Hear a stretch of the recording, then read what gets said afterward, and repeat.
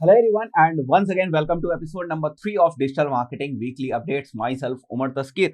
और गाइस पिछले वीक की अगर हम लोग बात करें तो मेरे पास 6 नई न्यूज़ या अपडेट्स हैं आप लोगों के लिए। Today is 24 January.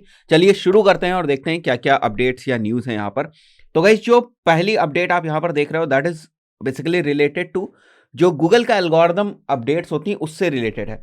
गाइस अगर हम बात करें इस मंथ की, जनवरी मंथ की ही, तो लगभग 4 ऐसी गूगल की एल्गोरिदम अपडेट्स हैं जो कि बेसिकली अनकन्फर्म्ड है। मतलब अभी कंफर्म नहीं हुआ है कि ये 4 गूगल की एल्गोरिदम अपडेट्स आई हुई हैं, बट ये माना जा रहा है कि गूगल की एल्गोरिदम अपडेट्स है। अभी किस तरीके से माना जाता है इस बात को समझो। देखो, जैसे मैं मान के चलता हूं कि मेरी कोई वेबसाइट है और सब कुछ नॉर्मल चल रहा है और मेरी वेबसाइट जो है वो पोजीशन नंबर 10 पे रैंक कर रही है, ये मैं मान के चल रहा हूं। और मेरे से बहुत सारे लोग हैं जिनकी जो वेबसाइट्स है वो डिफरेंट डिफरेंट पोजीशंस के ऊपर रैंक कर रही है। एकदम से क्या देखा गया कि किसी दिन सब कुछ नॉर्मल चल रहा था, एक दो की अगर पोजीशन ऊपर नीचे होती थी तो वो ठीक है, सब कुछ नॉर्मल चल रहा था। और उसके बाद एक दिन ये देखा गया कि एकदम से ना बहुत सारी जो वेबसाइट्स हैं उनकी पोजीशंस में चेंजेस देखने को मिले, जिसको हम लोग बोलते हैं कि सर्च इंजन रिजल्ट पेजेस में ही बहुत सारे हमको जो है चेंजेस देखने को मिले, या एक शफल टाइप का देखने को मिला हमें। तो गाइस ये बात इस तरफ इंडिकेट करती है कि कुछ ना कुछ जरूर हुआ है। जो वेबसाइट्स या बहुत सारी जो वेबसाइट्स अपनी पोजीशन मेंटेन की हुई थी या थोड़ा बहुत उसमें फ्लक्चुएशन वगैरह पोजीशन में होता भी था तो ठीक है, बट अगर एकदम से बहुत ज्यादा सर्च इंजन रिजल्ट पेज के जो रिजल्ट्स उसमें फ्लक्चुएशन हो रहा है, मतलब बड़े लेवल पर अगर हो रहा है ये फ्लक्चुएशन की, बहुत सारी वेबसाइट्स की जो रैंकिंग है वो इफेक्ट हो रही है, तो अगर ऐसा होता है तो ये माना जाता है कि कोई ना कोई एल्गोरिदम अपडेट जरूर हुई है। तो गाइस अगर आपको ये चीज समझनी भी है तो बहुत सारे ऐसे टूल्स हैं जो इस चीज को मेजर करते हैं कि कहीं पर बहुत ज्यादा फ्लक्चुएशन वगैरह तो नहीं हुआ है, किसी दिन बहुत ज्यादा फ्लक्चुएशन तो नहीं हुआ है। तो गाइस मैं यहां पर आ जाता हूं और आप देख सकते हो ये हमारे पास एक एसईएम सेंसर नाम का एक टूल होता है, एसईएम रश के द्वारा ये टूल है। तो अगर आप देखो आज की जो डेट है जनवरी 23, इसमें बहुत ज्यादा तो नहीं है, बट यहां पर अगर आप देखो 17 जनवरी को तो 9.0 यहां पर आपको दिख रहा है, विच मीन्स दैट कि इस दिन जो हमारी वोलेटिलिटी थी वो काफी हाई थी। ठीक है, मतलब कि सर्च इंजन रिजल्ट पेज में अच्छा फ्लक्चुएशन देखने को मिला, या कुछ नेचुरल जैसा नहीं लगा, कुछ ना कुछ बदलाव जरूर हुए पोजीशंस में जो रिजल्ट दिखते हैं उसके। ठीक है, तो ये 9.0 है, यहां पर देखो 8.3 है, और यहां पर भी अगर देखो तो 9.0 है, मतलब 9 है। ठीक है, out of 10 9 is very high. जैसे आप देख रहे हो ना, रेड का जो इंडिकेशन है दैट इज वेरी हाई, और पूरे में अगर आप देखो तो नॉर्मल आपको दिखेगा ही नहीं यहां पर। ठीक है, और किस कैटेगरी में कितना फ्लक्चुएशन हुआ है या किस कैटेगरी की जो आप ये समझ सकते हो वो लैटिलिटी जो है वो कितनी रही है, वो सब आपको यहां पर दिख जाएगा। तो इस टाइप के बहुत सारे सेंसर्स हैं जो बेसिकली ये मेजर करते रहते हैं या ये चीज कैलकुलेट करते रहते हैं कि सर्च इंजन रिजल्ट पेजेस में कहीं बहुत ज्यादा कोई उतार चढ़ाव तो नहीं देखने को मिला है। तो उसी से ये बात कंफर्म होती है कि कुछ ना कुछ जो है ना अपडेट्स जरूर आई हुई हैं, बट अभी तक वो अपडेट्स जो है वो कंफर्म नहीं हुई। तो आप इस वाले टूल का भी फर्दर यूज कर सकते हैं अगर आप आगे चलकर ना इन सारी चीज़ों को स्टडी करना चाहें कि कहीं पर कुछ चेंजेस वगैरह तो नहीं बहुत सारा हुए हैं search in the result page में। सेकंड जो न्यूज़ है, क्विक न्यूज़ है बेसिकली, कि एसईएम रश ने जो बैकलिंको है उसको एक्वायर कर लिया है। जो लोग भी एसईओ की फील्ड में उनको पता होगा बैकलिंको के बारे में, बहुत ही पुराना ब्लॉग है बैकलिंको, बहुत कुछ एसईओ से रिलेटेड इन्फॉर्मेशन बैकलिंको के ऊपर मिलती रहती है। तो SEM rush being a tool उसने बैकलिंको को एक्वायर कर लिया। अच्छा ही है, इस टाइप के एक्विजिशन कभी फायदेमंद भी होते हैं क्योंकि वहां से बहुत सारी इनसाइट्स डेटा वगैरह जो है इस टूल को और ज़्यादा स्ट्रॉन्ग करेंगी और ज़्यादा अच्छा करेंगी। तो एज एसईओ पर्सन या एज डिजिटल मार्केटिंग पर्सन हम लोगों के लिए तो बेहतर ही है, फाइन, क्योंकि पहले दोनों की पावर्स अलग अलग थी, अब दोनों की पावर्स एक में मर्ज हो जाएंगी तो और भी बेहतर चीज़ें सामने निकल के आएंगी होपफुली, है ना, माना यही जाता है। थर्ड इज इंस्टाग्राम मोनेटाइजेशन की जो कैपेबिलिटीज है उनको टेस्ट कर रहा है। ठीक है, यूजिंग सब्सक्राइब बटन। अब सीधा सा मतलब मैं आपको बताता हूँ। देखो होता क्या है, जैसे कि यूट्यूब चैनल्स के ऊपर यह है कि वहां पर एक ज्वाइन बटन होता है।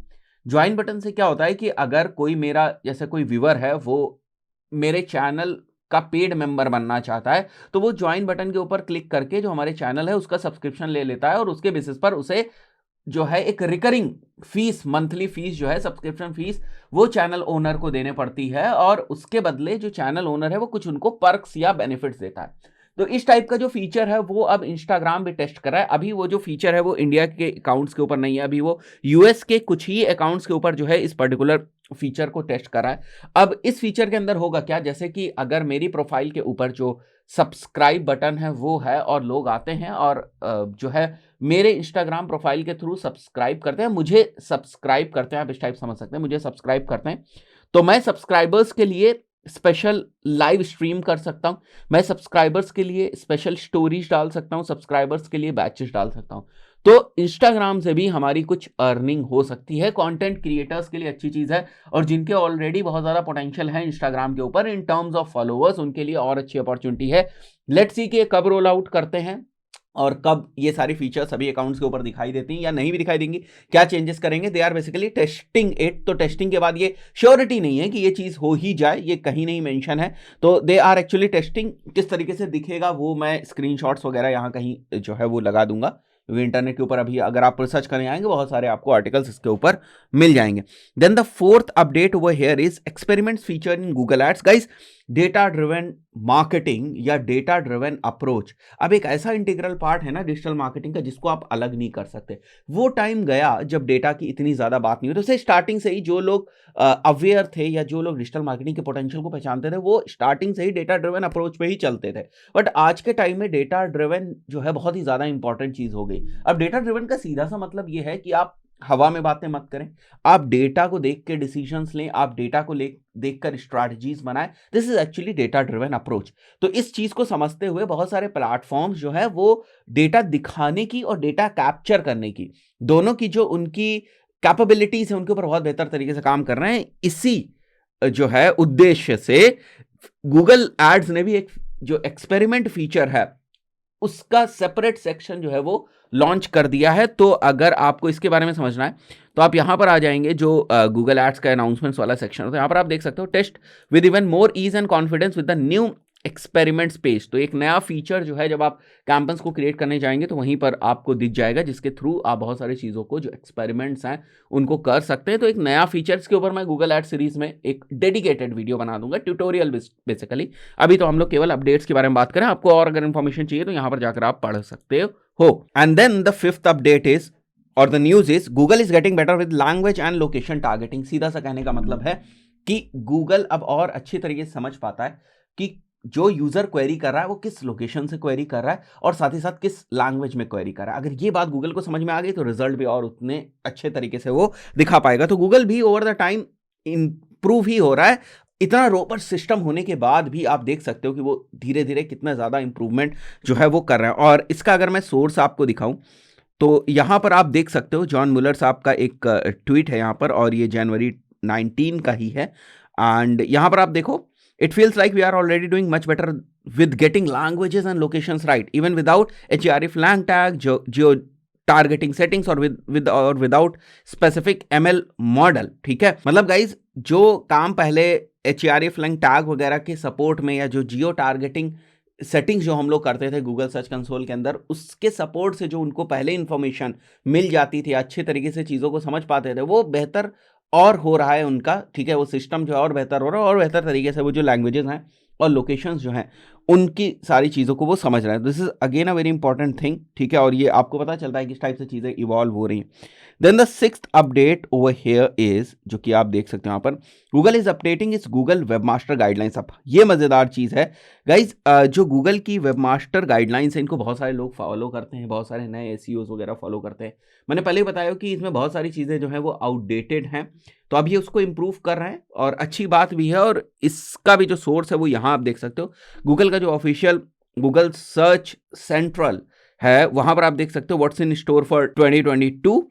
एंड यहाँ पर आप देखो ये लिखा हुआ है, from voice search and webmaster guidelines to Google bot sustainability there is an episode you don't want to miss. तो इसके ऊपर आप जा सकते हो। ठीक है, और इसके ऊपर ये चीज़ मेंशन किया हुआ है कि they are improving on so many things. वो अपनी गाइडलाइंस को इम्प्रूव कर रहे हैं और बहुत सारी चीज़ों को इम्प्रूव कर रहे हैं, which is a good signal actually. ठीक है, तो एसईओ पर्सन को तो खुश हो जाना चाहिए इस चीज़ के ऊपर।